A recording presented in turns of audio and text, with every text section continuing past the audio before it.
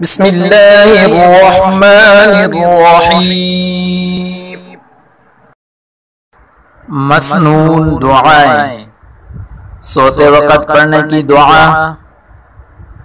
جب سونے کا ارادہ کرے تو وضو کرے، اپنے بستر کو 3 بار جھاڑے، پھر دائنی کروٹ لیٹ کر سر کے نیچے دائنا ہاتھ رکھ کر 3 بار یہ دعا پڑھے، اللہم قنی عذابک یوم تجمع عبادتک، کہ اللہ مجھے اپنے عذاب سے بچائیو جس روز تو اپنے بندوں کو جمع کرے گا۔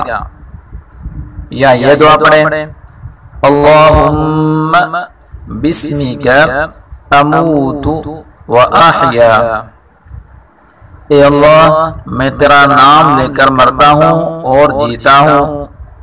اس کے علاوہ 33 بار سبحان اللہ، 33 بار الحمدللہ اور 34 بار اللہ اکبر پڑھ کر سارے بدن پر دم کرے۔